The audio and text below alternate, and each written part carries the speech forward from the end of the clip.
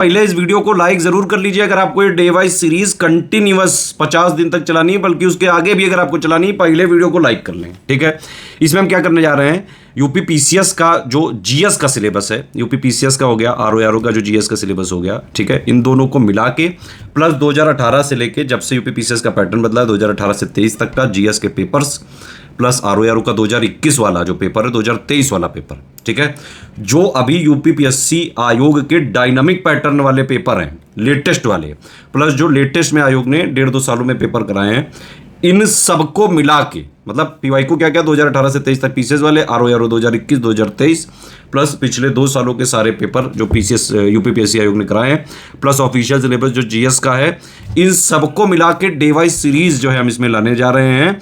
और इसमें करीबन पूरे जीएस के सिलेबस से 600 टॉपिक निकालेंगे, मोस्ट इंपॉर्टेंट वाले।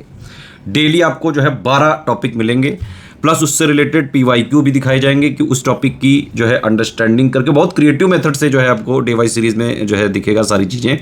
तो सिर्फ मेन चीज़ें बताएंगे जो एग्जाम में एग्जैक्टली पूछी जाती है। ठीक है, तो टॉपिक का रिवीजन चलेगा, पीवाईक्यू से कनेक्ट करके दिखाया जाएगा आपको इसी वीडियो में और आगे वाले वीडियोस में। ठीक है, और इसके अलावा कुछ क्वेश्चंस भी आपसे पूछे जाएंगे, आप उसका आंसर जरूर दीजिएगा। अच्छा, मिसलेनियस का पापा वीडियो अलग से मिलेगा तो वो इसमें इंक्लूडेड नहीं है। करंट अफेयर का हम रिवीजन और पापा अलग से देते हैं, वो इसमें इंक्लूडेड नहीं है। बजट इकोनॉमिक सर्वे पापा वो भी इसमें इंक्लूड नहीं है। लेकिन बाकी जीएस का कंप्लीट जो स्टैटिक वाला है, बिल्कुल नया सिलेबस, डायनामिक जो पैटर्न चल रहा है उसके हिसाब से, और जितना पीवाईक्यू अभी भी रिलेवेंट है उन सबको मिला के मोस्ट इंपॉर्टेंट 600 टॉपिक्स हैं इसमें। वीडियो देखने से पहले एक इंपॉर्टेंट इंफॉर्मेशन है आप सभी लोगों के लिए, अभी भी जितना टाइम बचा है यूपी पीसीएस 2024 प्री के लिए, आरओ 2023 का री एग्जाम प्री के लिए जो है जितना टाइम बचा है, इसमें स्टडी फॉर सिविल सर्विसेज का सिलेक्शन मटेरियल, पेड ग्रुप के जो है exclusive recorded videos, paid quiz, test series, इन सबको लेके जो है पढ़ाई प्रैक्टिस रिवीजन करके आराम से कट ऑफ निकल सकता है, चाहे जैसा पेपर आ जाए, easy moderate tough analytical conceptual. RO 2023 का री एग्जाम का प्री प्लस मेंस, यूपीपीसीएस 2024 का प्री प्लस मेंस, 2025 यूपीपीसीएस का भी प्री प्लस मेंस का ग्रुप हमारा चल रहा है, यूकेपीएससी मेंस का भी ग्रुप चल रहा है, आप उसमें एडमिशन ले सकते हैं, बीओ का भी ग्रुप चल रहा है, उसमें एडमिशन लेके सिर्फ और सिर्फ सिलेक्शन वाली तैयारी कर सकते हैं। बाकी एक और जो है कई सारे स्टूडेंट की डिमांड थी कि कोई ऐसा कोर्स लाया जाए जो काफी कम प्राइस में हो। रिकॉर्डेड जो वीडियोस का एक हमने सिर्फ बैच लॉन्च किया है आरओ के लिए, कंप्लीट प्री का 200 नंबर का, जीएस प्लस हिंदी का प्लस करंट अफेयर, सिर्फ 800 में मिल जाएगा आपको। पीसीएस वाला जो है वो हमने लॉन्च किया है, completely recorded video, GS plus CSAT plus current affair, सिर्फ और सिर्फ 1600 रुपए में ऐप में मिलेगा। चलिए अब डे वाइज सीरीज जो है देखिए, और इसके आंसर भी जरूर दीजिएगा, जो भी क्वेश्चन पूछे जा रहे हैं डेली आंसर देना है। डे वाइज रिवीजन सीरीज में हमारे क्लासेस की गाड़ी पहुंच चुकी है क्लास नंबर 26 तक। सभी लोगों से विनम्र निवेदन है, कमेंट जरूर कीजिएगा अपने अटेंडेंस। कई लोग कमेंट करते हैं जब मैं कहता हूं जिस क्लास में, और जिस क्लास में कहना भूल जाता हूं उसमें आप लोग कमेंट नहीं करते हैं। कमेंट जरूर करिएगा अपने अटेंडेंस। और शुरुआत करते हैं हम लोग। आज के टॉपिक्स भी काफी इंपॉर्टेंट है। नाम वही लिखे हुए हैं जिससे दिल्ली सल्तनत, लेकिन दिल्ली सल्तनत से अब लिस्टिंग हम लोग करेंगे जिससे क्वेश्चन हमेशा आते हैं।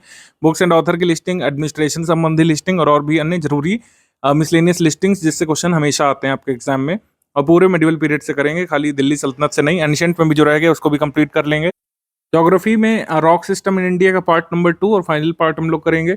और प्रीवियस ईयर क्वेश्चन में कैसे इससे क्वेश्चन बनते हैं आप लोग समझ नहीं पाते हैं, उसको भी देखेंगे। राज्य व्यवस्था में स्ट्रक्चर ऑफ इंडियन पार्लियामेंट जो लास्ट क्लास में नहीं हो पाया था। एनवायरमेंट में इंपॉर्टेंस ऑफ मैंग्रोव वेजिटेशन और इको टोन की अवधारणा क्या है, इसको समझेंगे। तो आइए चलिए शुरुआत करते हैं। लिस्टिंग ही करना है आज हमको, तो कुछ वन से संबंधित अभिलेख जो है देख लेते हैं। प्राचीन भारत के जो राजवंश है उनसे संबंधित अभिलेख, जो हमने मेजर डायनेस्टीज पढ़ी जैसे मौर्य, गुप्त वगैरह, तो उन शासकों के अभिलेख तो डिस्कस कर लिए, लेकिन कुछ जो माइनर डायनेस्टीज हैं उनके भी कुछ इंपॉर्टेंट अभिलेख होते हैं।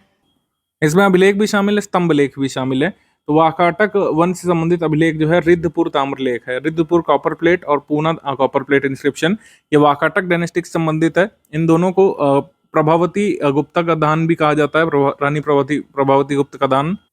कल्याणी का जो चालुक्य वंश था उनका अभिलेख है कैथोल लेख। कैथोल इंस्क्रिप्शन विक्रमादित्य 6 के बारे में वर्णित है कि 59 चालुक्य राजाओं ने अयोध्या में शासन किया था, तदुपरांत दक्षिण चले आए थे, और अयोध्या के राजाओं से संबंधित है कल्याणी के चालुक्य राजवंश, ये लिखा गया है अभिलेख में। अयोध्या का मूल निवासी बताया गया है कैथोल इंस्क्रिप्शन में कल्याणी के चालुक्य राजवंश के राजाओं को।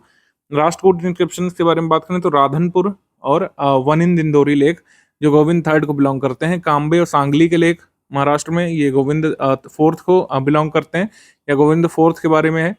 काम्बे और सांगली के लेख में गोविंद चतुर्थ शासक का उल्लेख करता है, जिसने अपने बड़े भाई की हत्या कर उसकी पत्नी से विवाह किया था। तो राघनपुर और वानिंद इंदौरी लेख ये गोविंद थर्ड संबंधित है, गोविंद फोर्थ संबंधित है काम्बे और सांगली के इंस्क्रिप्शंस। पाल वंश के अभिलेख हैं खालीमपुर, नालंदा और भागलपुर अभिलेख। और गढ़वाल वंश से संबंधित इंस्क्रिप्शन से कमौली, बसाही, राहन अभिलेख। और परमार शासक भोजदेव से संबंधित है उदयपुर प्रशस्ति प्रशस्ति शिलालेख पिलर इंस्क्रिप्शन। चौहान शासक विक्रराज संबंधित है दिल्ली शिवालिक स्तंभ लेख। चंदेल शासक धंग से संबंधित हैं खजुराहो लेख, इसे विक्रम संवत 1011 या फिर रफली 954 ईस्वी में धंग ने अपने पिता यशोवर्मन के लिए लिखवाया था खजुराहो इंस्क्रिप्शन। उसके बाद चेदी शासक कर्ण का इंस्क्रिप्शन, ये बनारस इंस्क्रिप्शन है। चेदी शासक यशकर्ण का इंस्क्रिप्शन ये है जबलपुर ताम्रपत्र लेख। मौर्य काल में तीर्थों के बारे में बात की गई है। अर्थशास्त्र में तीर्थ यानी कि उच्च अधिकारी जो होते थे, हाई ऑफिशियल्स, जो पुरोहित ये प्रधानमंत्री या फिर धर्माधिकारी होता था। सन्निधाता ये राजकीय कोषाध्यक्ष होता था। व्यवहारिक होता था यहाँ पर दीवानी न्यायालय का न्यायाधीश व्यवहारिक कहलाता था। सिविल कोर्ट जो है धर्मस्थी कहलाता था और क्रिमिनल कोर्ट जो है ये कंटक शोधन कहलाता था। कंटक शोधन कहलाता था आपका क्रिमिनल कोर्ट। नागरिक क्या होता था? नगर का प्रमुख अधिकारी होता था। आटविक क्या होता था? वन विभाग का प्रधान अधिकारी जो है आटविक कहलाता था। आटविक। समाहर्ता होता था राजस्व विभाग का प्रधान कर संग्राहक, राजस्व संग्रहण करने वाला या फिर रेवेन्यू कलेक्टर होता था समाहर्ता। और प्रदेष्टा होता था फौजदारी न्यायालय का न्यायाधीश। फौजदारी न्यायालय को हम लोग क्या बोलते थे? फौजदारी न्यायालय को बोलते थे हम लोग कंटक शोधन। क्रिमिनल कोर्ट या फौजदारी न्यायालय को कंटक शोधन बोलते थे। इसका हेड होता था प्रदेष्टा। दंडपाल सेना की सामग्री जुटाने वाला दंडपाल होता था। दवारिक राजमहल की देखरेख करने वाला अधिकारी। कर्मांतिक उद्योग धंधों का प्रधान होता था। विविताध्यक्ष नाम का एक अधिकारी होता था। इसका कार्य क्या था ये आप लोग सर्च करिए, कमेंट करके बताइए। थोड़ा सा आप लोग भी इन्वॉल्व हुई। विविताध्यक्ष का क्या कार्य था कमेंट करके बताइए। एक और अधिकारी जो जनरली बुक्स में नहीं दिया रहता है वो है जांगलीविद। जांगलीविद जांगलीविद का कार्य ये होता था कि मौर्य राजा के पास हमेशा बना रहे और वो जो खाना खाता है राजा यानी मौर्य शासक को जो खाना दिया जाता है उसमें हमेशा टेस्ट करे कि उसमें पॉइजन तो नहीं है। तो एक्सपर्ट पॉइजन एग्जामिनर भी रखते थे राजा अपने पास, विष परीक्षक के रूप में एक वैद्य जो देखे कि उनके खाने में जहर तो नहीं मिला दिया गया है। तो ये काम जांगलीविद का होता था। तो ये कुछ अधिकारियों के नाम ध्यान रख सकते हैं आप। ये कुछ संप्रदाय हैं जिनके संस्थापक के नाम को पता होने चाहिए। ये संप्रदाय जो है बुद्ध काल के दौरान और जैन धर्म के दौरान ये अस्तित्व में आया। जैसे नित्यवादी संप्रदाय के संस्थापक है पकुद कच्चायन। उच्छेदवादी संप्रदाय के संस्थापक हैं अजीत केश कम्बलिन, ये भौतिकतावादी है। अजीवक संप्रदाय भाग्यवादी संप्रदाय है। मखली पुत्र घोषाल इसके फाउंडर हैं। अभी यूकेपीएससी ने पूछा था इसके बारे में। घोर अक्रियावादी ये पूरन कश्यप इसके फाउंडर हैं। और असंदेहवादी संप्रदाय के फाउंडर है संजय बेलठी पुत्र। बांसखेड़ा ताम्रपत्र और मधुबन ताम्रपत्र में जो वर्धन वंश के शासक है, पुष्यभूति वंश के शासक है, उनकी वंशावली दी है। नरवर्धन और वज्रिणी देवी के संतान कौन थे? राजवर्धन प्रथम थे। इसके बाद राजवर्धन प्रथम और अप्सरा देवी की शादी हुई थी। उससे जो पुत्र उत्पन्न हुआ था वो थे आदित्य वर्मन और महासेन गुप्ता जो गुप्त राजकुमारी थी। इससे जो संतान उत्पन्न हुई थी वो प्रभाकर वर्धन थे।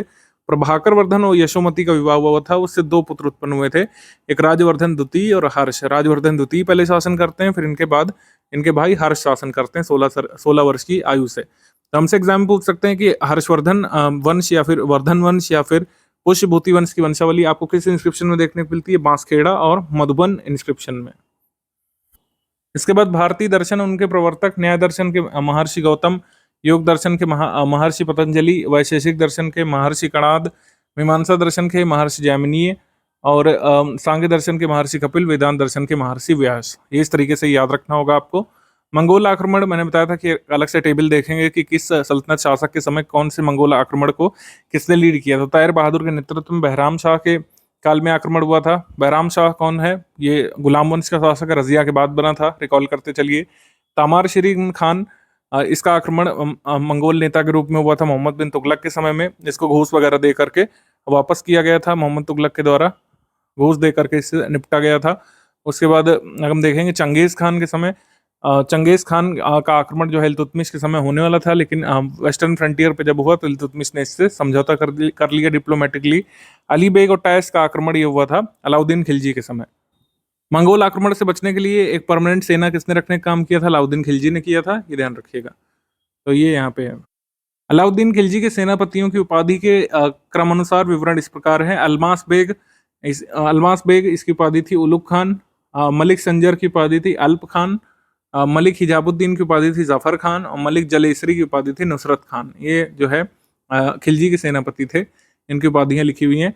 दिल्ली सल्तनत के शासक जिसके काल में कुछ महत्वपूर्ण घटना हुई, जैसे जलालुद्दीन खिलजी के समय में सीधी मौला की हत्या करवाई गई थी या फिर उनको मृत्युदंड दिया गया था। और गयासुद्दीन तुगलक, ये बंगाल विजय इसने की थी गयासुद्दीन तुगलक ने। अलाउद्दीन खिलजी के समय मलवा और गुजरात की विजय की गई थी। फिरोज शाह तुगलक के समय पीडब्ल्यूडी यानी सार्वजनिक निर्माण विभाग की स्थापना की गई थी। पुस्तक रचनाएं देख लेते हैं, इससे क्वेश्चन हमेशा आने की संभावना रहती है। तो चचनामा के लेखक अली अहमद, पुस्तक का फारसी अनुवाद का श्रेय जाता है अबू बकर कूफी को। चचनामा या फतेहनामा, और उसके बाद चिराग हिदायत, इसके लेखक सिराजुद्दीन अली आरजू। कामिलुत तवारीख, इसके लेखक इब्नुल आसिर। बादशाहनामा के लेखक जलाल तबातबाई। तहकीक हिंद अरबी में लिखी थी और अलबरूनी की एक और किताब थी किताब सैयदना, इसका नाम भी ध्यान रखिएगा। विविध तीरकल्प के लेखक जिन प्रभा सूरी। ताजुल मासिर के लेखक हसन निजामी। प्रबंध कोश के लेखक राजशेखर। तबकात नासरी के लेखक मिनाजुद्दीन सिराज या मिनाजुस सिराज लिखते हैं इनको। फरहंग इब्राहिम के लेखक इब्राहिम किराम फारूकी। फतूह सलातीन के लेखक अब्दुल मलिक इसाम या इसामी, अब्दुल मलिक इसामी। फतूह सलातीन के मासिर महमूद शाही के मुल्ला अब्दुल करीम। और फतवाए जहानदारी तारीख फिरोज शाही। सलात कबीर। हसरतनामा, सहीफ नाद मोहम्मदी। और तारीख आले बरामिका सनाए मोहम्मदी किसने लिखी? जियाउद्दीन बरनी ने। इन सब किताब के नाम ध्यान रखिएगा, अभी तक पूछी नहीं गई है। तारीख आले बरामिका सनाए मोहम्मदी ये सब नहीं पूछी गई। तारीख फिरोज शाही पूछी जा चुकी है, ठीक है। और फतवाए जहानदारी पूछी जा चुकी है। बुरहान मासिर के बारे में बात करें तो सैयद अली तबातबाई की किताब है। फुतुहत ए फिरोज शाही, फिरोज शाह तुगलक की आत्मकथा है। हकीकत सलातीन मिर्जा निजामुद्दीन अहमद की है। उसके बाद रहला लिखी थी इब्न बतूता ने, जो मोहम्मद बिन तुगलक के समय यहाँ पर मोरक्को से आया था भारत की यात्रा पर। तारीख मोहम्मदी मोहम्मद बिहामद खानी ने लिखी है। मासिलुल कुल अबसारफी ये लिखी है शिहाबुद्दीन अल उमरी ने। खजानुल फुतू के लेखक अमीर खुसरो की कई सारी रचनाएं, उसको हम एक साथ देखेंगे। तारीख मुबारक शाही याह्या बिन अहमद सरहिंदी। और मिरात सिकंदरी सिकंदर बिन मोहम्मद मंझू, मिरात सिकंदरी। इसके बाद गुलशन ए इब्राहिम या तारीख फरिश्ता, गुलशन ए इब्राहिम या तारीख फरिश्ता, ये फरिश्ता ने लिखी थी। मिरात अहमदी अली अहमद ने लिखी थी। जवामिल हिकायत यानी नूरुद्दीन मोहम्मद औफी ने लिखी थी। जवामिल हिकायत नूरुद्दीन मोहम्मद औफी। मुज़ाहतुल मुश्ताक अली इदरीसी ने।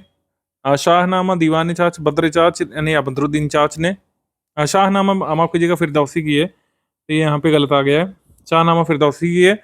दीवान चाच ये बद्र चाच ने लिखी थी। मुरुजुल जवाब भी लिखी थी अल मसूदी ने। शुभुल अशा अल कशकंदी ने। गोरा बादल कथा जाटमल ने। हिकायत हिंदी ये अब्दुल वाहिद बिलग्रामी ने। तस्किरातुल उमरा ये केवल राम ने लिखी थी। और किताबुल खराज अबू याकूब ने। बीसल देवरासो नरपति नाल ने। सियासतनामा निज़ाम उल मुल्क तूसी ने। सियासतनामा में कई सारी बातें बताई गई हैं इक़्तिदारी व्यवस्था के बारे में। विजयपाल रासो नाल सिंह भाट ने लिखी है। मलफूजात तैमूरी है अमीर तैमूर ने लिखी है। अमीर रासो सारंगदर ने लिखी है। तारीख यामिनी या किताब यामिनी उतबी की है। अमीर मदबर्दन जयसिंह सूरी की। तारीख बैहाकी या तारीख सुबुक्तगीन अबुल फजल बैहाकी की। रौजतुस्सफ़ा मीर ख्वांद की, रौजतुस्सफ़ा मीर ख्वांद की। जफ़रनामा मौलाना यज़दी की। मुनशत महरू मिनाजुद्दीन सिराज की है। और ये सारी अमीर खुसरो की रचनाएं हैं। मिफ्ताहुल फुतूह ये अमीर खुसरो की है। खजाइनुल फुतूह और तारीख अलाई, तारीख खुसरवी। अफजल उल फवायद नूह सिफर। तुगलकनामा, नाजुल फुतूह, तारीख दिल्ली, खमसा पंच गंज, तोहफतुल सिगार, वसतुल हयात, गुरुतुल कमाल, बाकिया नाकिया, निहायत कमाल। ये सारी रचनाएं किसकी? अमीर खुसरो की। इसमें और एक एडिशन कर लीजिएगा, आशिका भी लिखी थी अमीर खुसरो ने। रॉक सिस्टम में हम लोग पढ़ चुके थे।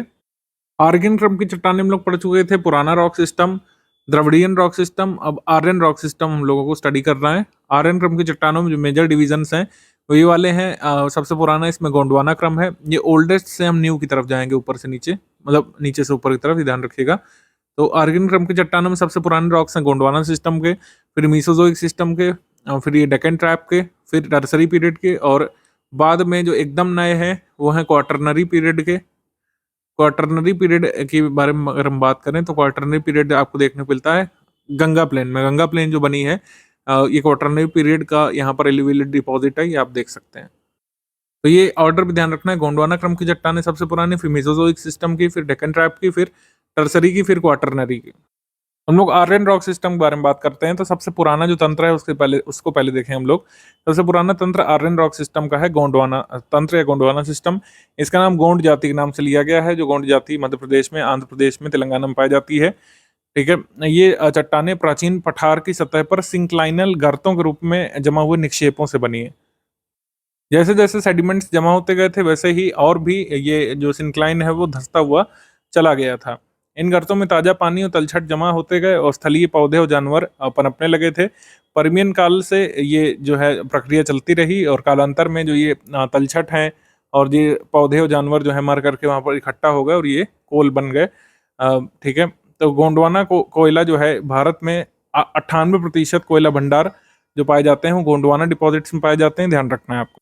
गोंडवाना कोयला कार्बोनिफेरस कोयले की तुलना में बहुत नवीन है, इस वजह से इसमें कार्बन कंटेंट कम होता है। तभी आप देखेंगे रूर जर्मनी वगैरह का जो कोयला होता है उसमें कार्बन कंटेंट ज़्यादा होता है, क्योंकि कार्बोनिफेरस पीरियड में बना था, जबकि ये गोंडवाना कोयला जो है भारत में ये नया है, जियोलॉजिकली नया है। गोंडवाना क्रम में लौह अयस्क, तांबा, यूरेनियम और एंटीमनी के भी समृद्ध भंडार मौजूद होते हैं। तो ये आपसे अगर ऑप्शन में दे दें कि सिर्फ और सिर्फ कोयला पाया जाता है गोंडवाना डिपॉजिट्स में, तो ऐसा नहीं है। यहाँ पर आपको लौह अयस्क, तांबा वगैरह भी देखने को मिल सकता है, यूरेनियम भी देखने को मिलता है, मिल सकता है, एंटीमनी भी देखने को मिल सकता है। बलुआ पत्थर यानी सैंडस्टोन, स्लेट, कॉन्ग्लोमेरेट्स का उपयोग किया जाता है निर्माण सामग्री के रूप में, जो यहाँ पर मिलता है। तो गोंडवाना डिपॉजिट्स में कोल मेजर कंपोनेंट है, उसके अलावा आयरन ओर भी है, कॉपर भी है, यूरेनियम के डिपॉजिट्स भी हैं, सैंडस्टोन है, स्लेट है, कॉन्ग्लोमेरेट्स, ये सब है। गोंडवाना पढ़ने के बाद हमको मीसोजोइक सिस्टम पढ़ना है। मीसोजोइक पीरियड में ज़्यादातर एक्टिविटी जो भारत में देखने को मिलती है रॉक फॉर्मेशन की, वो जुरासिक पीरियड में हुई थी। ठीक है, जुरासिक पीरियड में हुई थी। तो जुरासिक क्रम की चट्टानें भारत में कहाँ पर देखने को मिलती है? समुद्री अतिक्रमण जो हुआ था उसमें राजस्थान और कच्छ में उथले पानी के निक्षेपों की एक मोटी परत जमा हो गई थी। उथले पानी के निक्षेपों की मोटी परत कहाँ पर जमा हुई थी? राजस्थान और कच्छ के इलाकों में। कच्छ में आपको मूंगा, चूना पत्थर, बलुआ पत्थर यानी सैंडस्टोन, कॉन्ग्लोमेरेट, ये सब देखने को मिलता है। और प्रायद्वीप में, सब कॉन्टिनेंट में पूर्वी तट पर आपको एक ट्रांसग्रेशन देखने को मिलता है जो गुंटूर और राजमुंदरी के बीच पाया जाता है। हमसे सिंपली पूछेंगे जुरासिक सिस्टम की जो चट्टानें हैं या फिर वो डिपॉजिट्स कहाँ पर देखने को मिलेंगे? आपको कच्छ और राजस्थान में देखने को मिल सकते हैं, बेसिकली कच्छ रीजन में, और ईस्टर्न कोस्ट ऑफ इंडिया में देखने को मिलेंगे गुंटूर और राजमुंदरी में।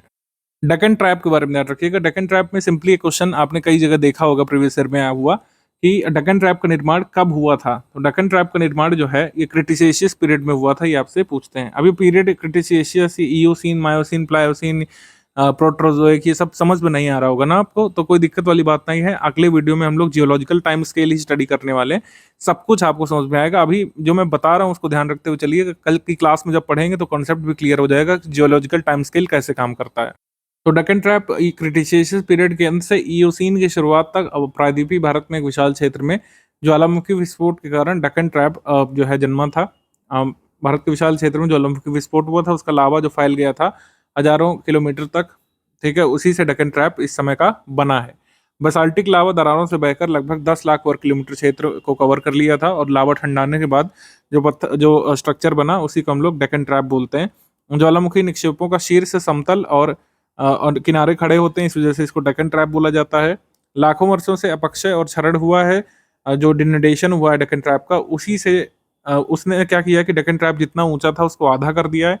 डेक्कन ट्रैप मुख्य रूप से कहाँ पर पाया जाता है? कच्छ रीजन में, सौराष्ट्र रीजन में, महाराष्ट्र, मालवा के पठार में, उत्तर कर्नाटक में, और 5 लाख वर्ग किलोमीटर में फैला हुआ है। मोटाई पश्चिम की ओर 3000 मीटर तक होती है, और दक्षिण में 600 से 800 मीटर तक हो सकती है, कच्छ में 800 मीटर, पूर्वी सीमा में 150 मीटर तक रह जाती है। तो डेक्कन ट्रैप कहाँ पे जो है ऊंचा है? वेस्टर्न साइड और ईस्ट साइड जाते जाते इसकी ऊंचाई कम होती चली गई है। लंबे समय तक चट्टानों का जो वेदरिंग और इरोजन हुआ है उससे जो मृदा जन्मी है उसी को हम लोग ब्लैक सॉइल बोलते हैं। तो आपको इस जहाँ पर डकन ट्रैप है वहाँ पर कौन सी सॉइल देखने को मिलती है? ब्लैक सॉइल देखने को मिलती है। अब टर्सरी सिस्टम के बारे में बात कर रहे हैं। लगभग 60 से 7 मिलियन वर्ष पूर्व इयोसीन से प्लायोसीन तक इसका निर्माण हुआ था। इस सिस्टम का टर्सरी पीरियड काफ़ी महत्वपूर्ण है क्योंकि पूरे टर्सरी पीरियड के दौरान ही हिमालय का जन्म हुआ था। हिमालय का जन्म किस पीरियड में हुआ है? टर्सरी मतलब ये कह सकते हैं पूर्व इयोसीन से लेकर प्लायोसीन तक, और टर्सरी सिस्टम के रॉक्स इसमें पाए जाते हैं हिमालय में। और इस समय जैसा इंडिया का स्वरूप आप देख रहे हैं वो अस्तित्व में आया था टर्सरी पीरियड के दौरान ही। तो टर्सरी सिस्टम के रॉक्स आपको हिमालय में देखने को मिलते हैं।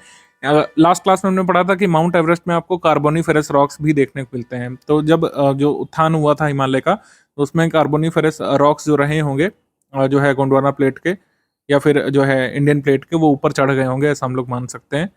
ठीक है, तो इस तरीके से फिर प्लिस्टोसीन और हाल की संरचनाएं कौन कौन सी? क्वाटरनरी पीरियड में चतुर्थक काल में जमा किए गए निक्षेप देखने को मिलते हैं जिसमें जीवित प्रजातियों के जीवाश्म शामिल होते हैं। कश्मीर की घाटी करीबा संरचना, सतलुज गंगा ब्रह्मपुत्र के मैदान शामिल हैं, और राजस्थान के प्लेन रीजन भी शामिल है, राजस्थान का डेजर्ट भी शामिल है। ठीक है, ये ध्यान रखिएगा। राजस्थान का डेजर्ट रीजन ये भी कब बना था? ये बना था चतुर्थक काल में और प्लिस्टोसीन और रिसेंट डिपॉजिट्स में। जियोलॉजिकल टाइम स्केल डिटेल में तो मैं कल आपको पढ़ाऊंगा, लेकिन बहुत कंफ्यूजन अगर हो रहा है तो आप ये देख सकते हैं। ये जो डिवीजन है ईयन के रूप में डिवीजन होता है, एरा के रूप में होता है, पीरियड के रूप में और इपॉक के रूप में। तो यही नाम हम लोग लेते हैं। ये 4 तरीके से इसको डिवाइड किया जाता है जियोलॉजिकल हिस्ट्री को। तो ये नीचे से ऊपर की तरफ पढ़ा जाता है, यानी कि नीचे से ऊपर का मतलब है पुराने से नया, नीचे से ऊपर की तरफ क्रोनोलॉजी इसमें बनती है। इसका मतलब ये है कि अगर इपॉक में देखें, पैलियोसीन सबसे पुराना है, फिर इयोसीन उससे नया, फिर ओलिगोसीन, फिर मायोसीन, फिर प्लायोसीन, फिर प्लिस्टोसीन, फिर होलोसीन। इस तरीके से पुराने से नए की तरफ हम लोग जाते हैं। तो यही हमसे कई बार पूछ लेते हैं कि प्लायोसीन में कौन सा स्ट्रक्चर बना भारत का, इयोसीन में क्या बना होगा, और जैसे आपसे पूछ लेते हैं कि डेक्कन ट्रैप का निर्माण कब हुआ होगा? क्रिटेशियस पीरियड में हुआ था, ध्यान रखिएगा, जुरासिक में नहीं हुआ था। हमसे पूछते हैं हिमालय का निर्माण कब हुआ? तो टर्सरी पीरियड में। गंगा प्लेन का निर्माण, ब्रह्मपुत्र प्लेन का निर्माण, और जो है हम लोग कह सकते हैं राजस्थान के डेजर्ट का निर्माण कब हुआ था? प्लिस्टोसीन और हाल की संरचनाओं में। तो ये हमसे पूछ लेते हैं इस तरीके से। हमारे एग्जाम में देखिए क्वेश्चन भी इस तरीके से आते हैं, जो जियोलॉजिकल टाइम स्केल और रॉक सिस्टम को मिला करके पूछते हैं। राजस्थान मरुस्थल अथवा थार मरुस्थल का किसका विस्तार है? तो ये जो है प्लिस्टोसीन और रिसेंट डिपॉजिट्स का ये विस्तार है। निम्नलिखित में से कौन सी भारत की नवीनतम पर्वत श्रेणी है? तो सबसे बाद में कौन सी बनी है हमको बताना है। तो अरावली देख सकते हैं, अरावली तो आर्किन क्रम की चट्टानों से बना है, ये बहुत पुराना है, सबसे पुराने रॉक्स पूरे विश्व के अरावली के हैं। उसके बाद विंध्य के बारे में पूछ रहे हैं, तो विंध्य भी जो है पुराना क्रम की चट्टानों से बना है। तो सबसे पहले आर्किन क्रम की चट्टानें, फिर पुराना क्रम की चट्टानें। पश्चिमी घाट ये डेक्कन ट्रैप के बारे में, डेक्कन ट्रैप का ही एक भाग है, डेक्कन ट्रैप का ही एक उठा हुआ भाग है पश्चिमी घाट। तो सबसे बाद में कौन सी चीज़ बनी है? डेक्कन ट्रैप के बाद ही टर्सरी पीरियड में हिमालय बना है। हिमालय का भाग है ग्रेट हिमालय का, हिमाद्री। तो हम लोग कह सकते हैं सबसे नया कौन सा है? टर्सरी पीरियड में जो बना हिमाद्री है। इस तरीके से इसको करना था। इसके बाद हिमालय पर्वत श्रेणी के बारे में पूछा है। मुख्य हिमालय की परतदार चट्टानें जीवाश्महीन होती हैं, ये सही है, जीवाश्महीन होती हैं मुख्य हिमालय की परतदार चट्टानें, क्योंकि यहाँ पे कार्बोनिफेरस चट्टानें देखने को मिलती हैं। भारत में कार्बोनिफेरस चट्टानों में कोयला या फिर जीवाश्म नहीं है, आपको पता है, हमने पढ़ाया लास्ट क्लास में। लघु हिमालय की परतदार चट्टानों में समुद्री जीव जंतुओं के जीवाश्म देखने को मिलते हैं, ये सही है। लघु हिमालय में देखने को मिलते हैं समुद्री जीव जंतुओं के जीवाश्म। बाह्य हिमालय या शिवालिक में मानव सभ्यता के अवशेष देखने को मिलते हैं, ये भी सही है। तो हमारा आंसर इसमें डी है, आया था ये मॉडिफाइड की में भी डी आया था। अब इम्पोर्टेंस ऑफ मैंग्रोव वेजिटेशन पे आ जाते हैं हम लोग। मैंग्रोव वनस्पति क्या होते हैं? सबसे पहले तो इसको हम लोग कवर करते हैं कि मैंग्रोव वनस्पति है क्या। हमने वनस्पति पढ़ा है 1-2 क्लास पहले, मैंने आपको कहा था मैंग्रोव वनस्पति को अलग से थोड़ा सा देखेंगे, क्योंकि इस बार काफ़ी इंपॉर्टेंट टॉपिक हमें लग रहा है। मैंग्रोव कीचड़ भरी खाड़ियों ज्वारीय मुहाने पर, डेल्टा रीजन में या एस्चुराइन रीजन में ज्वारीय मुहाने पर उगने वाले चौड़े पत्ते वाले पेड़ होते हैं जो 10 से 40 फीट तक जा सकते हैं। इनकी प्रजातियां होती हैं, इनको हम लोग मैंग्रोव वनस्पति बोलते हैं। मैंग्रोव में एक चीज़ आपको हमेशा ध्यान रखनी है कि मार्शी एरिया में उगते हैं, जहाँ पर कीचड़ आपको देखने को मिलेगा, वहीं पर आपको मैंग्रोव देखने को मिलेंगे। ये भूमि और समुद्र के बीच मध्यवर्ती क्षेत्र में स्थित होते हैं और इकोटोन के सबसे अच्छे उदाहरणों में से एक होते हैं। अब इकोटोन की अवधारणा को पहले समझ लेना जरूरी है। इकोटोन कोई और अलग चीज नहीं है, दो पारितंत्रों के बीच का जो संक्रमण क्षेत्र होता है उसी को हम लोग इकोटोन बोल देते हैं। उदाहरण स्वरूप जैसे ग्रासलैंड है ये, और ये आपका डेसिडिवस फॉरेस्ट सिस्टम है। इसके बीच का जो क्षेत्र है ये ग्रासलैंड फॉरेस्ट इकोटोन बनाता है। तो यहाँ पर जो फ्लोरा और फना यानी कि पौधे और जीव जंतु जो पाए जाएंगे वो अलग प्रजाति के देखने को मिलेंगे। अगर हम इधर की तुलना करें या ग्रासलैंड स्पीशीज की तुलना करें तो इससे अलग यहाँ पर जीव जंतु देखने को मिलेंगे। फॉरेस्ट से अगर तुलना करें तो इससे अलग जीव जंतु पौधे यहाँ पर देखने को मिलेंगे। तो ये ट्रांजिशन जोन या संक्रमण क्षेत्र होता है दो इकोसिस्टम के बीच में।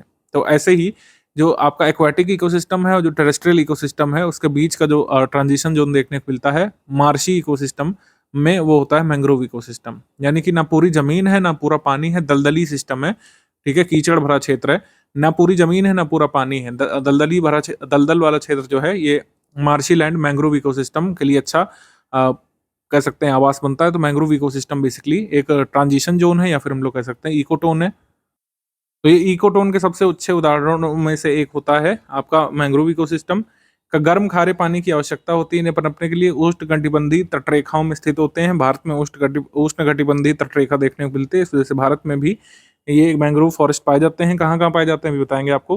पानी और भूमि के बीच खारे पानी वाली क्षेत्रों में, दलदली क्षेत्रों में ये पनपते हैं। ना पूरा पानी जहाँ पर होता है और ना पूरी भूमि होती है, खारा पानी का क्षेत्र जो होता है दलदली क्षेत्र वहाँ पे पनपते हैं।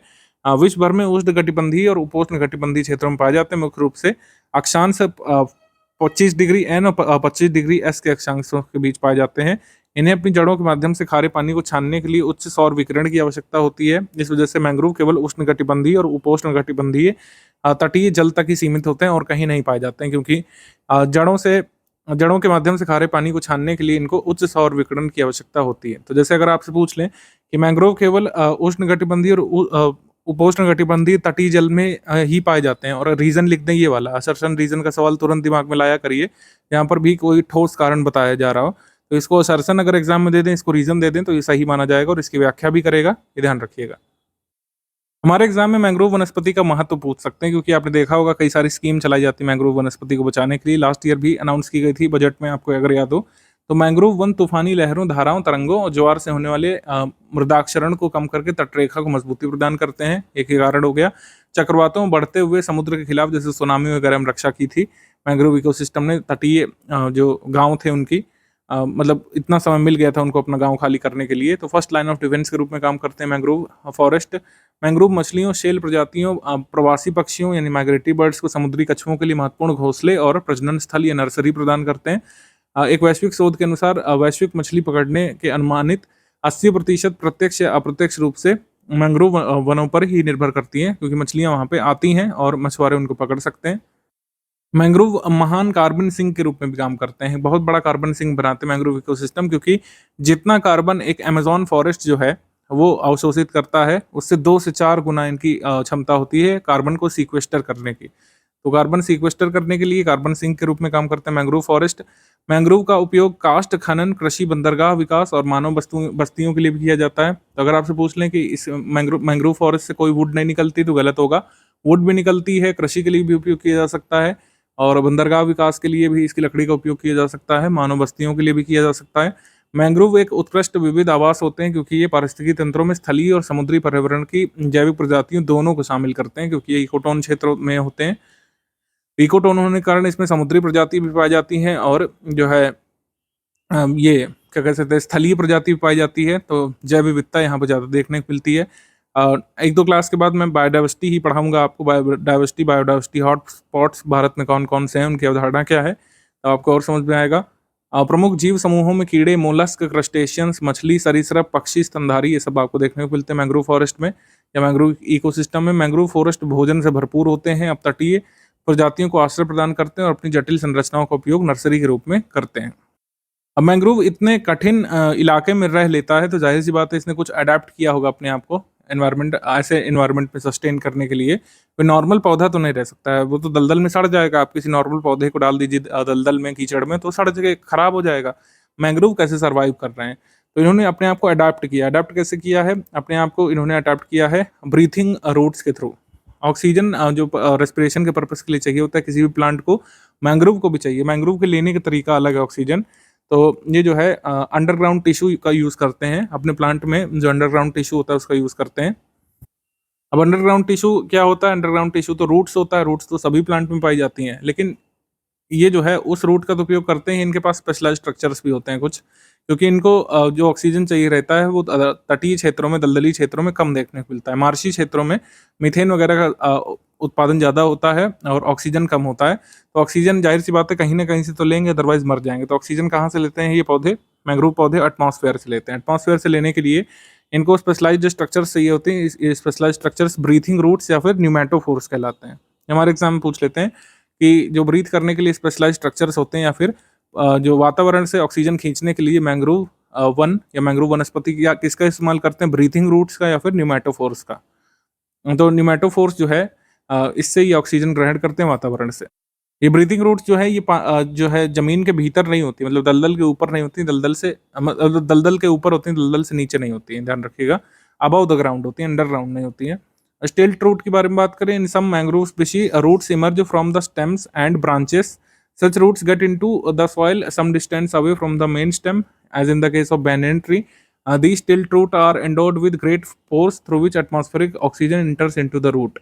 तो इनमें जो है रूट जो है स्टेम और ब्रांचेस, मतलब स्टेम और ब्रांचेस से भी रूट निकलती हैं। जैसे रूट जो है आप देखते हैं कि जनरली जब हम पौधे का डायग्राम बनाते हैं तो इस तरीके का बनाते हैं कि ये इसका स्टेम हो गया, यहाँ पर इसके पत्ते हो गए और ये इसकी ब्रांचेस हो गई, इस तरीके से बनाते हैं और नीचे हमेशा रूट बनाते हैं। मैंग्रोव के केस में नहीं होता। मैंग्रोव के केस में स्टेम के नीचे रूट नहीं होती, कई बार स्टेम में ही रूट होती हैं, कई बार ब्रांचेस से रूट निकलने लगती हैं और इस रूट में निमेटोफोर्स होते हैं और उससे ये लोग ये जो मैंग्रोव वनस्पति है सांस लेने का काम करते हैं। अगर हम इसे एक मैंग्रोव का वनस्पति मान ले तो रूट्स यहाँ से भी निकलेगी, यहाँ से भी निकलेगी, यहाँ से भी, यहाँ से भी, जहाँ जहाँ पर रूट निकलने की पॉसिबिलिटी होगी वहाँ से रूट्स निकलती है ज़मीन के ऊपर। बाकी ये अंडरग्राउंड तो है ही, ये पानी के नीचे है, ये दलदल के नीचे है और ये ऊपर भी रूट्स होती हैं इसमें, इससे इससे भी सांस लेते हैं मैंग्रोव वनस्पति। तो स्टिल्ट रूट की तरह ये हमेशा कई बार मतलब जो है हमेशा दलदल के ऊपर नहीं होते। स्टिल्ट रूट क्या करती हैं कि जैसे यहाँ से निकली, यहाँ से थोड़ा सा निकली, यहाँ से और फिर ये पानी में चली गई, पूरा जाल ये बना देती हैं पेड़ के आसपास। तो ये थोड़ा सा पानी के ऊपर भी रहती हैं, पानी के नीचे भी रहती हैं, ये स्टिल्ट रूट्स। जबकि जो ब्रीदिंग रूट्स या निमेटोफोर्स होते हैं ये हमेशा दलदल के ऊपर होते हैं। अगर किसी ने भी बॉटनी वगैरह पढ़ी होगी तो सभी को पता है कि किसी भी पादप को उगने के लिए जो एनवायरनमेंट चाहिए होता है वो बिल्कुल प्रतिकूल एनवायरनमेंट है, कीचड़ में देखने को मिलता है। यानी कि वहाँ पर खारा जल देखने को मिलता है, खारी मृदा देखने को मिलती है, ऑक्सीजन की कमी देखने को मिलती है। तो कोई पादप कैसे उगेगा?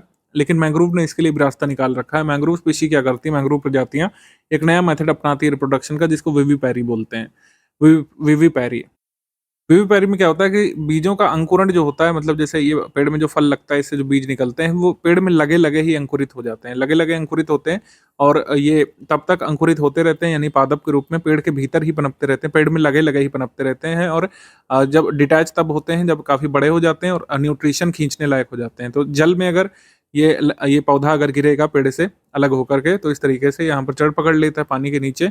एक ही तो ये मेथड है, या तो अगर ये जो है हवा के माध्यम से उड़ करके किसी दलदली क्षेत्र में चला जाता है, वहाँ पर जड़ पकड़ लेता है। तो दो तरीके से मतलब एयर के माध्यम से भी, वाटर के माध्यम से ये इसका जो पौधा है मैंग्रोव पेड़ से पौधा सर्वाइव कर जाता है। तो मतलब इनकी जो सीड है ये पेड़ से अलग होकर के जर्मिनेट नहीं करती है, पेड़ में लगे लगे ही जर्मिनेट करती हैं। इस कंडीशन को विविपैरी बोलते हैं, विविपैरी। विविपैरी के माध्यम से इनके पौधे सर्वाइव कर पाते हैं, क्योंकि जितना न्यूट्रिशन जरूरी होता है वो अपने पेरेंट पेड़ से ही खींचते रहते हैं जब तक ये जड़ पकड़ने लायक नहीं हो जाते हैं। तो इस तरीके से ये मैंग्रोव पौधा सर्वाइव कर ले जाता है। हमारे एग्जाम में क्या पूछते हैं, हमारे एग्जाम में जैसे पूछा था मैंग्रोव क्षेत्र गोदावरी नदी के डेल्टा पर अवस्थित है, उसका नाम बताना है। तो हमसे फैक्चुअल क्वेश्चंस पूछते हैं, किसी भी कॉन्सेप्ट के साथ फैक्ट जरूर ऐड करना चाहिए यूपीपीसीएस में। अगर आप पढ़ाई कर रहे हैं तो सिर्फ कॉन्सेप्ट से नहीं होगा, सिर्फ फैक्ट से नहीं होगा, दोनों का समावेश करना पड़ता है हमारे एग्जाम के लिए। तो जैसे इसमें है आंध्र प्रदेश में कौन कौन से वनस्पति मतलब ये मैंग्रोव वनस्पति स्थल देखने को मिलते हैं, पूर्वी गोदावरी, कृष्णा, कोरिंगा। और तमिलनाडु में मुथुपेट, रामनद, पुलिकट, पिचावरम, काजुवेली, ठीक है ये सब। और अंडमान निकोबार में उत्तरी अंडमान और निकोबार, केरल में कन्नूर, उत्तरी केरल और वेम्बनाड झील के पास मैंग्रोव वनस्पति देखने को मिलते हैं, गोवा में, पूरे गोवा में पाए जाते हैं। महाराष्ट्र में ये पश्चिमी घाट वाले हिस्से में विक्रौली, श्रीवर्धन, मुंबा देवी, मालवन, बसई मनोरी, अचरा, रत्नगिरी, देवगढ़, वेल्दूर, वैतरना और मालवन। गुजरात में खंबात की खाड़ी, कच्छ की खाड़ी में दक्षिण कन्नड़, होनावर, कारवाड़, मैंगलोर वन प्रभाग और कुंडापुर में देखने को मिलते हैं मैंग्रोव वनस्पति। कर्नाटक में पश्चिम बंगाल में सुंदरबन, जो मतलब सबसे बड़ा वनस्पति माना जाता है पूरे जो है साउथ एशिया का।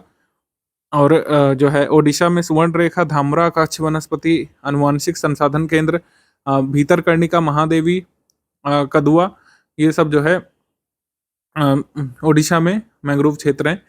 तो सुंदरबन मैंग्रोव वेस्ट बंगाल में, महानदी मैंग्रोव ये ओडिशा में, गोदावरी कृष्णा डेल्टा पे ये मैंग्रोव देखने को मिलता है। पिछावरम तमिलनाडु में, मुथुपेट तमिलनाडु में, और कोचीन में, कुंडापुर मलपा रीजन में कर्नाटक में, जुआरी रीजन में यहाँ पे कर्नाटक में, Mumbai mangrove, Bhavnagar estuary, gulf of Kutch में, ये सब मैंग्रोव क्षेत्र आपको देखने को मिलते हैं भारत में।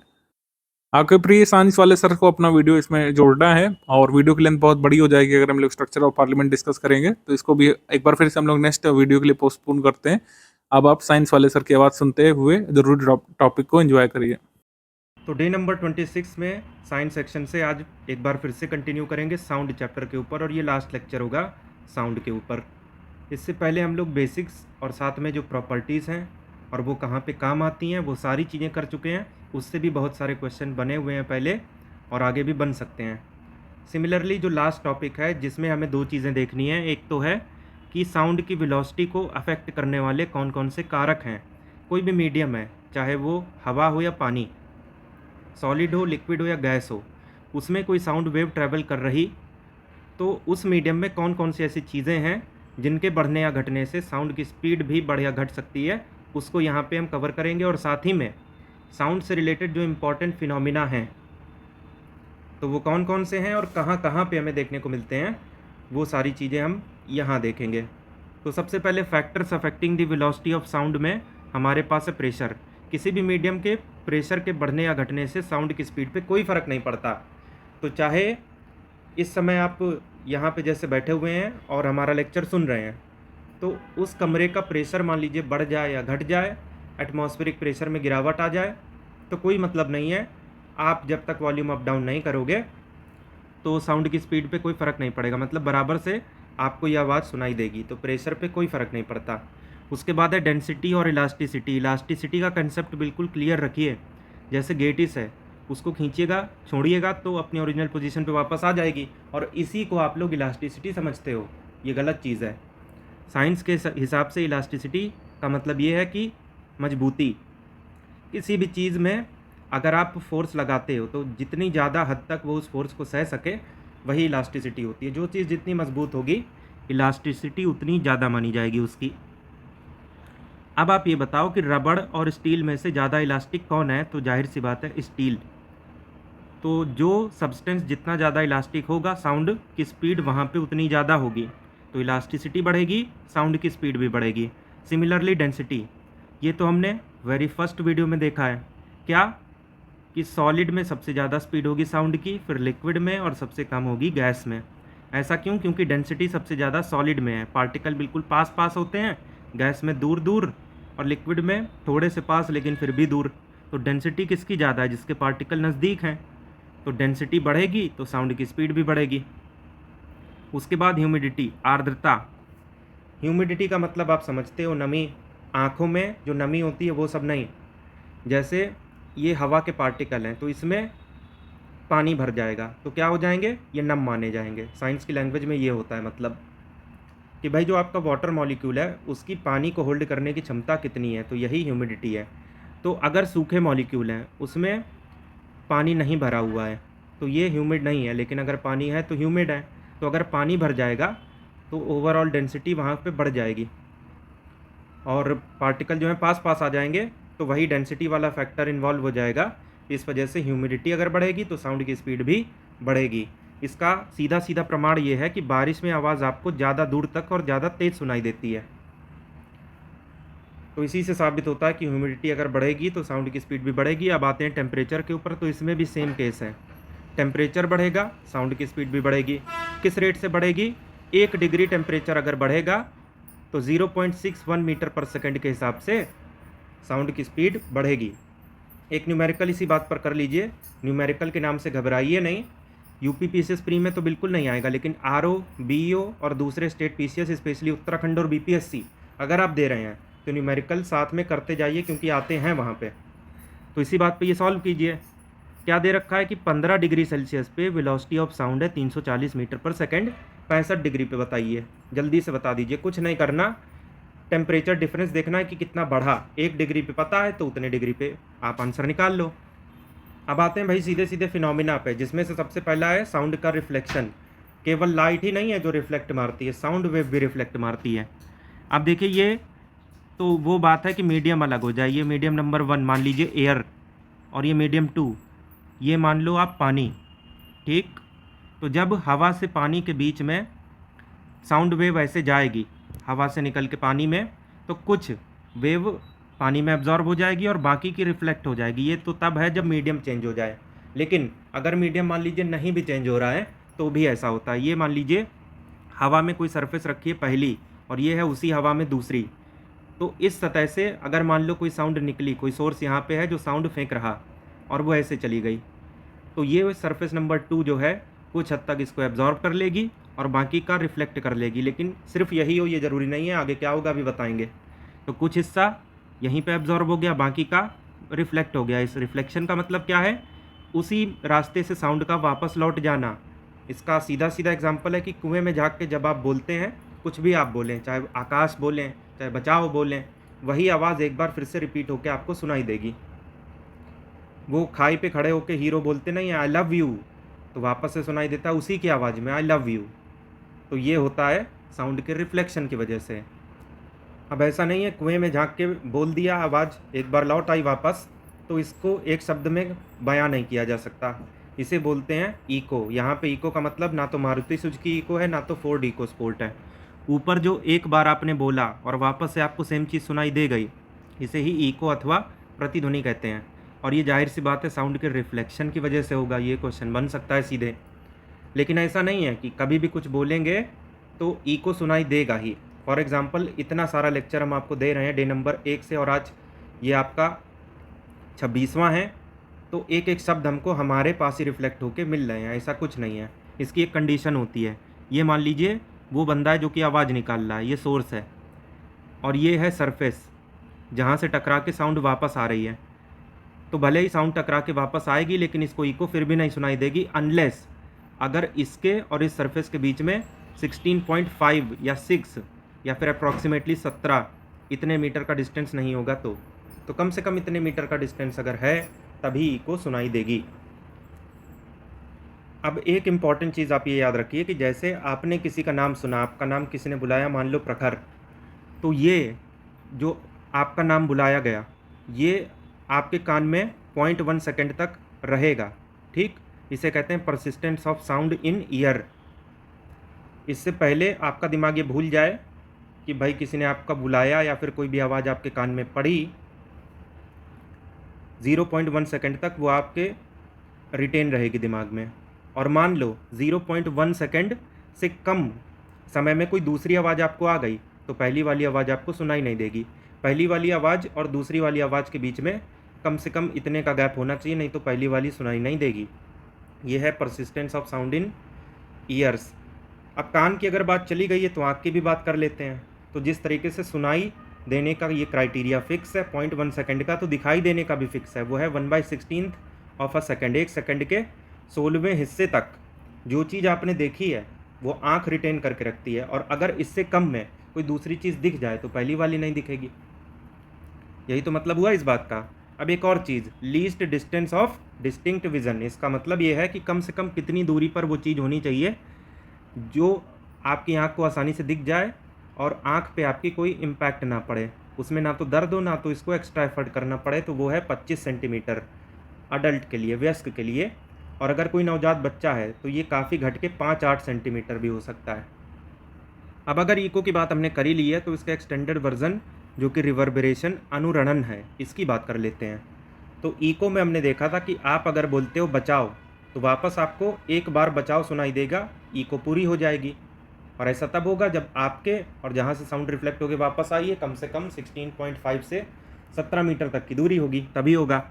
लेकिन आपने अगर ध्यान दिया हो, कभी किसी नेता का भाषण सुना हो या फिर किसी चीफ गेस्ट का भाषण सुना हो, आप किसी समारोह में गए हो या फिर अपने खुद के प्रिंसिपल का भाषण सुना हो 14 नवंबर, 26 जनवरी, 15 अगस्त पे, तो प्रिंसिपल साहब आते हैं 2 बार माइक को हाथ मारते हैं और हेलो बोलते हैं तो 1 बार नहीं 5-6 बार हेलो सुनाई देता है। तो ये जो एक से ज़्यादा बारी को सुनाई दे गई ना, इसी को ही अनुरणन मतलब रिवर्बरेशन कहते हैं। और इतना ही नहीं, ये चीज़ आपको सुनाई देगी कब? जब आप सिनेमा हॉल में बैठे हो और एकदम से वहाँ की आवाज़ बंद हो जाए तो भी 4-5 बार कुछ ना कुछ आपको सुनाई देगा। और भाषण वाला एग्जाम्पल हमने आपको दे ही दिया। तो भाषण में तो ये चीज़ जान के होती है कि वो रिवर्बरेशन मोड ऑन कर देते हैं प्रिंसिपल जी, और उसके बाद हेलो बोलते हैं तो 5-6 बार सुनाई देता है। लेकिन जैसे ही वो मोड ऑफ हो जाता है ये चीज़ें बंद हो जाती हैं। लेकिन अगर ये कोई जानबूझ के नहीं कर रहा और फिर भी 4-5 बार एक ही शब्द आपको सुनाई दे रहा है तो इसका कुछ ना कुछ सलूशन तो ढूंढना ही पड़ता है, जिनमें से एक है अकाउस्टिक पैनल, अवशोषक पटल लगाना। कि जो भी आपका घर है उसकी साउंड प्रूफिंग आप करवा लो अकाउस्टिक पैनल लगा के, तो ये समस्या सॉल्व हो जाएगी। और अगर आपके आसपास ये अवेलेबल ना हो तो कम से कम खुरदुरे प्लास्टर ही आप करा लो, इससे भी काफ़ी हद तक मदद मिल सकती है।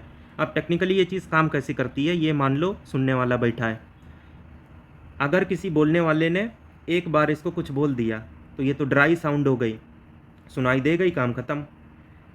और वहीं इसने इसको कुछ बोला तो ये इसको सुनाई देगा, इसके बाद यही साउंड इसके पास वापस आ जाएगी, तो ये इको हो गया। लेकिन ये अगर मान लो कोई बच्चा है और ये उसके प्रिंसिपल हैं और ये रिवर्बरेशन मोड ऑन करके हेलो बोलते हैं तो 1 2 3 4 5 6 कितनी भी बार हेलो सुनाई दे सकता है। और वो क्यों होगा? क्योंकि डायरेक्ट वो हेलो वाली साउंड इस बच्चे के पास जाएगी नहीं, एक वेव ऐसे टकरा के इसके पास ऐसे जाएगी, दूसरी ऐसे से ऐसे, तीसरी ऐसे से ऐसे, मतलब कितनी भी वेव जा सकती हैं। तो जितनी बार जाएंगी उतनी बार वो हेलो सुनाई देगा उसको। तो ये चीज़ें तो जानबूझ के हो रही थी। रिवर्बरेशन मोड हट जाएगा, नहीं होंगी। लेकिन अगर आप एक ऐसी जगह हो जहाँ बार बार ये समस्या हो रही है, उत्तराखंड हिमाचल की पहाड़ियों में अक्सर कर ये देखने को मिलता है, तो वहाँ पे जो होटल्स हैं उसमें अकाउस्टिक पैनल आपको लगे हुए मिल सकते हैं। तो रिफ्लेक्शन और उसके एप्लीकेशन को समझ लेने के बाद अब बात आती है रिफ्रैक्शन के ऊपर। तो ये कहीं नहीं लिखा है कि केवल लाइट वेव ही रिफ्रैक्शन करेंगी। लाइट वेव में हमने देखा था कि ऐसे कोई लाइट मीडियम नंबर 1 से चली और ये 1 और 2 के बीच बाउंड्री में ऐसे स्ट्राइक की और ये नॉर्मल हमने बना लिया 90 डिग्री। तो नॉर्मल के पास आके ये ऐसे झुक जाती है लाइट वेव। और अगर पहले वाला मीडियम हल्का है जैसे एयर, दूसरा वाला भारी है, डेंस है ज़्यादा, मान लिया पानी, वैसे मान क्या लिया, ये पानी है ही है, तो लाइट के केस में हल्के मीडियम में लाइट की स्पीड ज़्यादा होती है और जैसे जैसे मीडियम की डेंसिटी बढ़ेगी लाइट की स्पीड उतनी ज़्यादा कम होती जाएगी। लेकिन साउंड वेव भले ही ये चीज़ करेगी बिल्कुल सेम टू सेम, लेकिन हल्के मीडियम में चूँकि पार्टिकल दूर दूर होते हैं इस वजह से वहाँ पे साउंड की स्पीड कम होगी, भारी मीडियम में ज़्यादा होगी। मतलब लाइट में जो होता है ना उसका रिवर्स, ये चीज़ तो हम जानते हैं, वैसे भी देख के आ रहे हैं। तो साउंड वेव के रिफ्रैक्शन का एग्जाम्पल क्या है? तो दिन की अपेक्षा रात में साउंड ज़्यादा दूर तक और क्लियर सुनाई देती है। फॉर एग्जांपल अगर आप फ्लैट या अपार्टमेंट में रहते हो तो ये चीज़ रिलेट कर पाओगे। दिन में आपके मेन गेट पे थोड़ी सी भी हरकत होगी, बेल नहीं बज रही है, कुछ और हो रहा है, तो वो चीज़ आपको सुनाई नहीं देगी। लेकिन वहीं रात में कोई आपके गेट से बाहर से भी गुजरेगा ना तो क्लियर सुनाई देगा। इतना ज़्यादा फ़र्क क्यों आ गया कि रात में वही चीज़ आपको सुनाई दे रही है, दिन में नहीं? तो ऐसा इसलिए क्योंकि रात में मीडियम आपका डेंस हो जाएगा, मतलब वही हवा है, वही माहौल है, लेकिन फिर भी रात में साउंड ज़्यादा तेज ट्रैवल करेगी और क्लियर सुनाई देगी। तो वही एयर दिन में रेयरर मीडियम थी, हल्का मीडियम, और वही रात में भारी मीडियम हो गई। ऐसा क्यों हुआ? क्योंकि दिन के टाइम पे पड़ती है गर्मी, सूर्य की वजह से हमें गर्मी लगती है। कौन सी वेव की वजह से, कमेंट में बताइए। तो दिन के टाइम पे ये जो सरफेस है ना ये गर्म हो जाती है, और अगर सरफेस गर्म होगी तो आसपास की हवा भी गर्म हो जाएगी, जिस वजह से वो ऊपर उठ जाएगी। और जब हवा ऊपर उठ जाएगी ना तो उसके पार्टिकल दूर दूर हो जाएंगे और वहाँ साउंड की स्पीड कम हो जाएगी। लेकिन रात के मामले में ये सरफेस गर्म ना होकर ठंडी हो जाती है, जिस वजह से हवा नीचे आके बैठ जाती है, और नीचे आके अगर हवा बैठेगी तो उसके पार्टिकल पास पास आ जाएंगे, जिस वजह से वहाँ साउंड की स्पीड बढ़ जाएगी और रात में हमें क्लियर सुनाई देगा। एक और एग्जांपल इसका देखिए, दिन के टाइम पे आपकी जो दीवार घड़ी है उसकी टिक टिक आपको कभी नहीं सुनाई देगी, और रात के टाइम पे आपको क्लियर सुनाई देता है। आप ये समझते हो कि दिन के टाइम पे शोर होता है ट्रैफिक की वजह से, तो ऐसा नहीं है। आप कितने भी शांत माहौल में चले जाओ, दिन के टाइम पे टिक टिक नहीं सुनाई देगी, रात में सुनाई देगी। तो जिनको ऐसा लगता था कि ट्रैफिक की वजह से ऐसा होता है, तो वो कमेंट में लिखो my whole life was a lie, क्योंकि जो चीज़ आप सोचते थे निकला उसका बिल्कुल उल्टा। यहाँ पे साउंड की थ्योरी इन्वॉल्व है। अब अगला फिनोमिना देखो भाई, जो कि है डिफ्रैक्शन, मतलब विवर्तन। तो डिफ्रैक्शन का मतलब पहले समझो। जैसे ये दो बंदे हैं, एक जैक और एक Jill, they are Jack and Jill but they never went up the hill. ये दोनों केवल एक कमरे की दूरी पे हैं जिनके दरवाजे बंद हैं, लेकिन फिर भी जैक ने अगर जिल को आवाज़ दी कि लिसन जिल, तो इसको क्लियर सुनाई देगी, भले ही दोनों एक दूसरे को देख नहीं पा रहे हों और एक गेट के माध्यम से वो दोनों एक दूसरे से अलग हों। तो इसकी जो साउंड वेव है ना, वो गेट पे टकरा के ना तो रिफ्लेक्ट हो रही है पूरी तरह से, ना तो गेट इसको पूरी तरीके से एब्जॉर्ब कर ले रहा है, जबकि इसके बजाय गेट में आप जानते हो कब्जे के पास, हिंज के पास जो है थोड़ी सी स्पेस होती है, और अगर वहाँ पे कोई ताला है तो ताले का छेद होता है, नीचे भी स्पेस होती है हल्की सी, ऊपर भी स्पेस होती है। तो साउंड वेव ना इन्हीं छोटी छोटी स्पेस से अपना रास्ता खुद बना लेती है। तो आपको क्या समझ में आया कि केवल पानी ही नहीं है जो कि अपना रास्ता खुद बनाता है, और केवल आपकी गाड़ी ही नहीं है जो सिर्फ मुड़ना जानती है, साउंड वेव और लाइट वेव भी अपना रास्ता खुद बनाना और मुड़ना जानती हैं। तो ये जो अपना रास्ता खुद बनाना और मुड़ने वाली चीज़ है, इसी को बोलते हैं विवर्तन, डिफ्रैक्शन। तो इसमें होता यह है कि साउंड वेव ना तो पूरी तरीके एब्जॉर्ब होती हैं, ना रिफ्लेक्ट होती हैं, वो अपना रास्ता खुद बना के मुड़ के आगे बढ़ जाती हैं। फॉर एग्जाम्पल, दो लोग हैं अलग अलग कमरों में, गेट बंद है, लेकिन एक दूसरे को फिर भी सुन पाते हैं। अगला फिनोमिना आप देखो, रीजनेंस, मतलब ध्वनि का अनुनाद। अब इसमें होता ये है कि कोई जैसे ऑब्जेक्ट है, वो स्मॉल एफ फ्रीक्वेंसी से वाइब्रेट कर रहा है, और उस पर कोई बाहर से फोर्स लगा दिया, मान लो कैपिटल एफ, और उस फोर्स की फ्रीक्वेंसी भी स्मॉल एफ है। तो ऐसे में होगा ये कि इस ऑब्जेक्ट की जो कि शुरू में फ्रीक्वेंसी स्मॉल एफ थी, अब इससे बहुत ज़्यादा बढ़ जाएगी, कम से कम 2f हो जाएगी। तो ऐसे में होगा ये कि वो और ज़्यादा तेज़ी से वाइब्रेट करने लगेगा। फॉर एग्जांपल, आप बस में ट्रैवल करते हो तो उसकी खिड़कियाँ खड़कने लगती हैं, वाइब्रेट करने लगती हैं। आपने कभी जाम में ऑब्जर्व किया हो कि जो भी मोटरसाइकिल और स्कूटी वहाँ पे वेट कर रही है ट्रैफिक में, उसके ORVM मतलब शीशे वाइब्रेट करने लगते हैं। और ऐसा इसलिए होता है कि जिस गति से, मतलब जिस फ्रीक्वेंसी से उसका इंजन वाइब्रेट कर रहा है, वही फ्रीक्वेंसी उसके शीशे के साथ मैच हो जाएगी तो वो भी वाइब्रेट करने लगेगा। और यही खिड़कियों के साथ होता है बस में। एक और चीज़ देखिए कि जब भी बिजली कड़कती है तो आसपास की जो बिल्डिंग है उसकी कांच की खिड़कियां भी वाइब्रेट करने लगती हैं, खड़कने लगती हैं।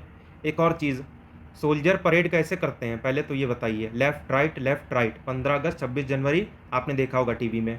लेकिन अगर कोई लकड़ी का पुल है, लक्ष्मण झूला टाइप, जो कि खुद ही हिल रहा है, तो ऐसे में ना सोल्जर्स को उनके मेजर साहब कहेंगे चुप्पे से वहाँ से निकल जाओ, नहीं तो सारे गिर जाओगे, परेड करना भूल जाओगे सारी। तो परेड करने से उनको मना कर दिया जाता है, क्योंकि अगर मान लो उन्होंने लेफ़्ट राइट करी और उसकी फ्रीक्वेंसी अगर पुल के हिलने की फ्रीक्वेंसी से मैच कर गई तो वो दुगनी तेज़ी से पुल वाइब्रेट करने लगेगा और गिर के टूट जाएगा। तो ये होता है रीजनेंस की वजह से। अगला फिनोमिना देखो जो कि लास्ट है इस वीडियो का, डॉपलर इफेक्ट। तो डॉपलर इफेक्ट साउंड वेव में भी होता है, लाइट वेव में भी होता है। पहले साउंड वेव का आप समझो। जैसा कि आप यहाँ देख सकते हो कि ये एम्बुलेंस है, ये इसके भी पास से गुजर रही है और इसके भी पास से, लेकिन इससे ये दूर जा रही है और इस वाले बंदे के नज़दीक आ रही है, वो भी हॉर्न बजाते हुए। तो ऐसे में होगा ये कि जिस बंदे से ये दूर जा रही है ना, उसको हॉर्न थोड़ा भारी भारी सुनाई देगा और धीमा, लेकिन जिसके पास आ रही है उसको पतला सा और कर्कश सुनाई देगा। ऐसा क्यों होगा? क्योंकि अगर मान लो कोई सोर्स है, वो साउंड छोड़ रहा है, तो अगर उस साउंड को सुनने वाले के पास वो आएगा तो उसके द्वारा छोड़ी गई साउंड की फ्रीक्वेंसी बढ़ जाएगी, और अगर वो उससे दूर जाएगा तो फ्रीक्वेंसी कम होती जाएगी। इसी चीज़ को डॉपलर इफेक्ट बोलते हैं। तो जो भी सोर्स है उसकी फ्रीक्वेंसी बढ़ेगी अगर वो पास में आ जाएगा सुनने वाले के। तो इसका एक और एग्जांपल देखो, आप ट्रेन का वेट कर रहे हो स्टेशन पे, ठीक? तो जब ट्रेन आपसे दूर है, उसका बस इंजन हल्का सा आपको दिख रहा है, तो उसका हॉर्न आपको भारी सा सुनाई देगा और धीमा। लेकिन जैसे जैसे ट्रेन का इंजन आपके नज़दीक आता जाएगा, एकदम कर्कश सा हॉर्न सुनाई आपको देगा, क्योंकि जब हॉर्न आपके नज़दीक आया तो उसकी फ्रीक्वेंसी इतनी ज़्यादा बढ़ गई थी, और फ्रीक्वेंसी जब बढ़ेगी तो आवाज़ पतली होती है। ये बात हम पिछले वीडियो में बता चुके हैं। यहीं लाइट वेव में देख लो कि ये मान लो लाइट सोर्स है और चल रहा है, और इसके पास आ रहा है लड़की के, और इस लड़के से दूर जा रहा है। तो चूंकि ये लड़के से दूर जा रहा है, इस वजह से ना इसकी फ्रीक्वेंसी कम होती जाएगी। अब विबग्योर स्पेक्ट्रम में किसकी फ्रीक्वेंसी सबसे कम होती है? रेड की, क्योंकि उसकी वेवलेंथ हाईएस्ट होती है। तो वेवलेंथ मैक्सिमम तो फ्रीक्वेंसी मिनिमम, रेड की फ्रीक्वेंसी। तो जिससे ये दूर जा रहा है उसकी फ्रीक्वेंसी मिनिमम हो जाएगी, जिस वजह से इसको लाल दिखेगी, तो इसे रेड शिफ्ट कहते हैं। और चूंकि इस लड़की के नज़दीक आ रहा है सोर्स, इस वजह से यही लाइट इसको ब्लू दिखेगी, तो इसे ब्लू शिफ्ट कहते हैं। जिस रंग की लाइट दिख रही है वही वाला शिफ्ट हो जाता है। और ब्लू ही क्यों दिखेगी? क्योंकि फ्रीक्वेंसी मैक्सिमम हो जाएगी, जो कि होती है ब्लू की। ये चीज़ कहाँ देखने को मिलती है? ये जैसे तारा है, ये आपसे दूर जा रहा है, तो जब दूर जाएगा तो इसकी फ्रीक्वेंसी मिनिमम हो जाएगी, तो ये आपको रेड दिखेगा। सूर्य रेड दिखता है फिर भी पास है, उसका एक अलग लॉजिक है, वो आपको नेक्स्ट किसी वीडियो में बताएंगे। अब वहीं ये तारा आपके नज़दीक आ रहा है, तो नज़दीक आते आते इसकी फ्रीक्वेंसी मिनिमम हो जाएगी, और वो किसकी होती है कलर में? तो ब्लू की, इस वजह से आपको ये ब्लू दिख रहा है। तो रेड शिफ्ट और ब्लू शिफ्ट में आप ये अंतर समझ चुके हो कि जब कोई लाइट छोड़ने वाला सोर्स ऑब्जर्वर से दूर जाता है तो उसका कलर रेड पड़ जाता है, और वहीं अगर वो नज़दीक आ रहा है हमारे, तो कलर उसका ब्लू हो जाएगा लाइट का, जो भी उससे निकल रही है। क्यों होगा? फ्रीक्वेंसी की वजह से। अभी आप यहाँ जान चुके हो बातें। तो भाई लोग अब बकैती ख़त्म, अब क्वेश्चंस पे आते हैं। सितार से कौन सी साउंड निकलती है? तो पिछले वीडियो में हमने ये हिंट दिया था कि साउंड वेव वैसे तो हमेशा लॉन्गिट्यूडनल होती है, लेकिन दो ऐसी चीज़ें हैं, ऐसे इवेंट्स होते हैं जब वो ट्रांसवर्स भी हो जाती है। एक तो तब जब सितार आप बजाते हो, तो जब सितार बजता है तो उससे ट्रांसवर्स वेव निकलती है, वो भी स्टेशनरी डी। और दूसरा, ये तालाब है और इस पर आप ऐसे खड़े होकर पत्थर मारते हो, तो ट्रांसवर्स और लॉन्गिट्यूडनल दोनों वेव निकलेंगी, ये भी ध्यान रखना। 20 नंबर की बात करते हैं। इसमें भाई बताना है कौन सा गलत है, तो जो जानते हो चीज़ें उस पे आओ। परसिस्टेंस ऑफ विजन 1/16 अभी देखा, ये सही है। हियरिंग का 1/10 ये भी देखा। पिछले वीडियो में बताया था कि 1000 हर्ट्ज़ पे सबसे ज़्यादा सेंसिटिव होता है हमारा कान, तो ये भी सही है, ये गलत हो जाएगा। हमारी जो आँख है ना, वो रेड कलर के प्रति ज़्यादा सेंसिटिव नहीं होती है। सबसे ज़्यादा सेंसिटिव वो येलोइश ग्रीन, मतलब ऐसा रंग हल्का हरा जिसमें थोड़ा पीला पार्ट भी इन्वॉल्व है, जैसे आयरलैंड क्रिकेट टीम की जर्सी, उस रंग के प्रति हमारी जो आँख है वो सबसे ज़्यादा सेंसिटिव होती है। आप ऐसे भी सोच सकते हो कि 2005 के टाइम पे जो पाकिस्तान की जर्सी थी उसका रंग।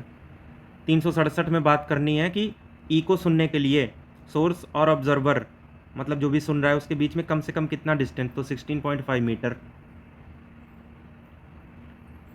तो ये था पूरा आज का वीडियो। साउंड से रिलेटेड सारी चीज़ें हम कवर कर चुके हैं 3 वीडियो में, इसके बाहर कोई भी चीज़ नहीं आनी चाहिए साउंड से।